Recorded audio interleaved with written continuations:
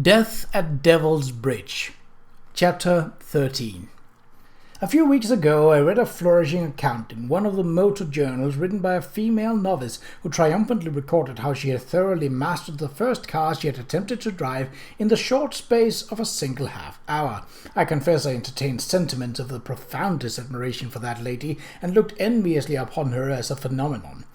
But a word of caution may not be out of place, especially as such enthusiastic testimonials are apt to prove misleading in the extreme to less highly endowed mortals. Even when the novice has mastered the steering and flatters herself as she has attained to a wonderful pitch of perfection, she makes a great mistake. She does but stand at the outside portico of motoring knowledge. Mrs. Edward Kennard, Motor Driving for Ladies, 1902. On the east terrace, Kate shaded her eyes, following the balloon as it flew up and up, its gondola dangling under it like a fragile bauble suspended from a chain, and in the gondola the man she loved with all her heart. "Goodbye, Charles, goodbye," she cried, waving. Beside her, Patsy Marston was still taking photographs. "Oh, how I wish we could have gone with them," she sighed. "Think of all they shall see from that height. Imagine the photographs I should get." She frowned. "But what was all that shouting at the last moment?" "I don't know," Kate said, turning toward the side of the launch. "I couldn't make out what was going on. It had something to do with that angry group of men who invaded the park just as— Lady Catherine! Lady Catherine!" Kate turned to see the journalist from autocar running toward her, his coat flapping open, his black eyes popping with excitement. "The balloon!" he gasped as he reached her and skidded to a stop. "The balloon! It went up without—" He was suddenly seized by a fit of wild coughing. "Without, I mean to say that the device that—" He bent over, red-faced, coughing so hard that he could not speak. Patsy's hand went to her mouth. "Oh dear," she whispered. "Whatever they've left behind, I hope it's not awfully serious. But perhaps," she added, seeing Kate's face, "it was only the sandwiches." Kate did not wait for Sam Holt to recover. Suddenly apprehensive, she picked up her skirts and, forgetting her dignity, ran down the terrace steps and pushed her way through the crowd of marchers who seemed to have lost something of their angry energy and were milling about without direction, leaderless. "Bradford!" she shouted over the din. "Bradford, where are you?" "Here, Kate." Bradford and the vicar, grim-faced, were standing at the launch side. With them was Squire Thornton, and a thick-set man with heavy shoulders and a beetling brow and stubby red whiskers. "What happened?" Kate gasped. "The journalist, he said Charles had forgotten something." "It wasn't forgotten," Bradford said angrily, brandishing what looked like a bundle of large iron fishing hooks welded together. "It was snatched from its place and dropped on the ground by this man, Tom Whipple," and he shoved the grapnel into the red-bearded man's stout stomach. The man doubled over with a loud woof and fell to his knees, grunting, Kate thought, like a stuck pig.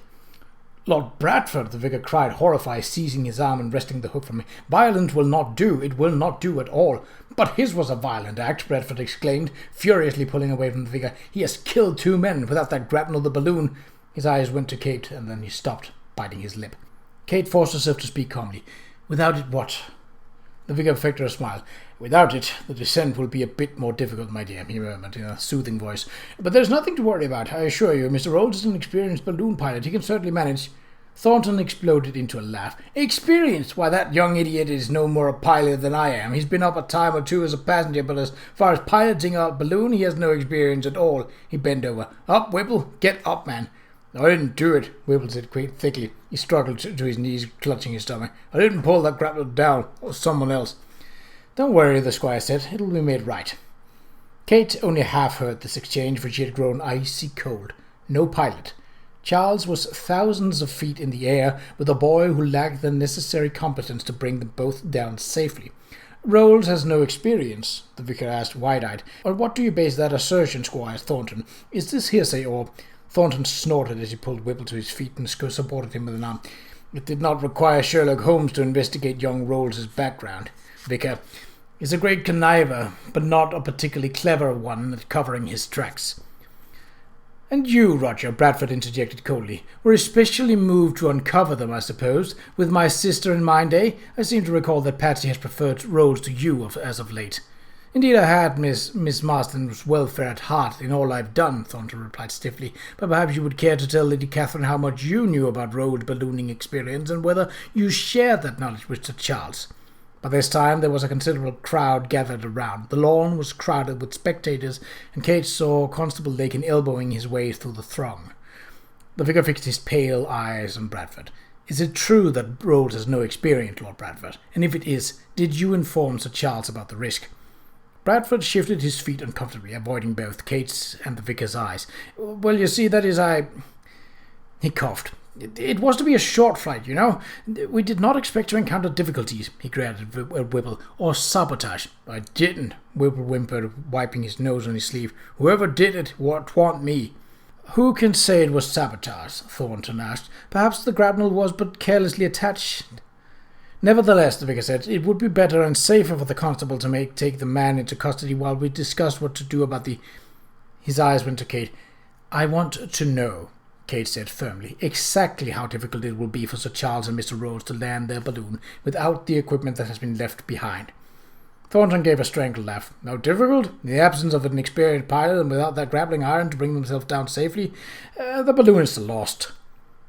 Kate's stomach was churning and her knees felt rubbery, but she only lifted her chin and gave the three men her most charming and confident smile. "Lost, are they?" she inquired in a pleasant tone. "Well then, gentlemen, I suppose I shall have to go and find them." And with that, she turned on her heel and walked swiftly away. Kate had driven a motor car, Bradford's Daimler, only twice before, with Charles at her elbow instructing her. If she had paused for a moment to reflect on what she was doing, she would not have imagined doing it herself. But she did not pause, nor did she reflect. Having learned that Charles was in danger, her first and only thought was to go to him, and the quickest means of that end was a motor car. Unfortunately, the 4 racing machines had already disappeared down the lane, or Kate might have commandeered one of them and the driver. Mrs. Rolls' Peugeot stood idling nearby, however, its motor having been started as demonstration. The car was polished within an inch of its life, its wire-spoke wheels and black leather seat gleaming, and the 3 3/4 horsepower engine chugged smoothly and with an only occasional hiccup. "Pardon me," Kate said, pushing aside the shirt-sleeved man who was extolling the motor car's virtue to a crowd of marveling spectators. "Mr. Rolls is in need of his motor car." The man was horrified. "But this machine is the most powerful in England. It's far too dangerous for you to operate. With all due respect, ma'am, you cannot be allowed to. That is to say, I cannot permit—" "Step aside, sir," Kate said firmly. Disregarding the man's sputtered protests and the amazed gasp of the crowd, she settled herself in the tufted leather seat, seizing the tiller, adjusted the air mixture, and began to ease out the throttle, just as Charles had showed her. She paused, however, when a breathless Patsy Marsden, holding her hat and reticule in one hand and a camera in the other, darted out of the crowd and tumbled into the seat beside her. She was pursued by an ardent Sam Holt. "Lady Catherine," he cried, "where are you going?" "After my husband," she said, adjusting the throttle. "You shan't have all the fun for yourself, Kate," Patsy cried. "I'm coming with you." "But this car cannot be operated by a female," cried the shirt-sleeved man, attempting to lay hold of the tiller. "You'll be killed." Sam Holt was dancing up and down. "What a story!" he cried. "Beautiful ladies commandeer automobile for death-defying chase." "You sure, Patsy?" Kate asked. "They're right. You know it's dangerous. I have driven only twice before." "Dangerous pooh," Patsy scoffed. "I'm sure you can do it." "Very well then," Kate said. "But you will have to push if we come to a hill that we cannot run up." Patsy's mouth was determined. "Of course I shall, if I must." "Then we must be off without delay." Kate engaged the low gear, raising her voice over the ear-splitting noise of the motor. "Hold on to your hat, Patsy. Here we go." And with that, they rattled at a great speed down the lane, the astonished spectators jumping out of the way, cheering and waving farewell. Had that motorcar journey been featured in one of Bill Bardwell's novels, the skeptical reader might have accused the author of painting it in a more desperate light than what was really the case. But it was, quite simply, the most harrowing journey of Kate's life. Although she was almost sick with fear for Charles, aloft in a balloon, whipped heaven knew where by the scuttling winds, the motorcar so fully occupied her brain and her hands that she hardly had time to think about his desperate plight. Later, when she recalled all that happened, she felt that it was impossible that she and Patsy should have survived. It was all that she could do to steer the Peugeot and manage the knobs that controlled the car's speed. The brakes, large wooden blocks that rubbed on the tires, were operated with both hand and foot levers, which had to be applied judiciously during the downhill runs. But even with the brakes full on, Kate did not feel as if she had the necessary control over the machine, which accelerated fearsomely as it ran down slope. To make matters worse, the lane was so narrow that she come upon another vehicle, she must necessarily have driven into the ditch, and so full of corkscrew twists that she became dizzy and disoriented, scarcely knowing which way to push the tiller. The worst moment came near the village of Vix, where they saw a horse-drawn cart approaching. The road was wide enough to pass, but the horse, panicked by the loud, foul-smelling motor car, bolted across the pusher's path, tipping the cart and spilling out 2 portly passengers, one of whom, Kate saw out of the corner of her eye, was a uniformed constable. Patsy screamed. With an adroitness born of terror, Kate pushed the tiller hard over and steered across a ditch, dodging between a tree and a stone fence back onto the road again, bouncing from one side of the other so violently so that she feared the pusher would roll over. As they careened back into the road, Kate glanced behind her to see the stout constable jumping up and down, waving his hat and shouting, "Halt in the name of the crown! Halt!" "What did he say?" Patsy cried over the noise of the engine. "He said, 'Hurry, you'll be late,'" Kate replied and urged the car forward. The journey was finally over. As Kate chugged into Great Oakley, where she knew Lawrence Quigley and her footman Pocket were to be stationed, she encountered a wizened old man who gaped at the motor car and its driver in toothless wonderment, then replied in answer to a query that Mr. Quigley and his helper had been and gone. "It come down, you see," he said in a flat nasal twang. "They went to get it." "The balloon came down?" Patsy cried. The wind had plucked the silk flowers from her hat, and she had finally put it on the floor, holding it firmly with one foot and abandoning her coiffure to the elements. "Aye, the balloon," the old man said. "They went to fetch it. Well, what's left of it," he added knowingly. Kate's heart seemed to almost stop. Had the balloon crashed?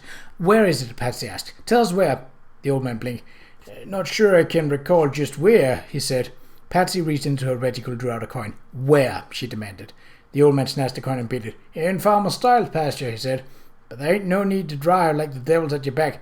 They two be dead along Farmer Styles' old brown cow Bessie. That's what comes a flying." "Dead?" Kate gasped. "Dead?" Patsy echoed weakly. "Aye, dead." The old man's smile was cheerful and his nod vigorous. "Dead and deader than doornails." But Charles was not dead, and neither was Farmer Styles' cow, although it had been a very near thing. He and Rolls had struggled for several minutes with the ripcord, finally freeing the vent valve with a frantic jerk. But this only magnified their peril, for the valve opened partially and now refused to be closed, allowing gas to be escaped with a loud, long whoosh. Like the roar of a blast furnace, the balloon was suddenly propelled into a pitching descent, the gondola whipping wildly and the balloonists braced, holding on for their lives. When they reached an altitude that Charles guessed to be about 800 feet, they dropped the heavy hempen trailing rope over the side. As the rope's weight was supported by the ground, it acted like a discarded ballast, slowing their precipitous fall and bringing their descent to at least partially under control.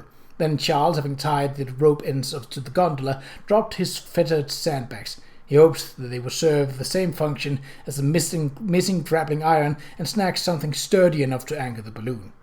What the sandbags first snagged, as Charles discovered, was Farmer Styles' wood-railed fence, smashing it to splinters.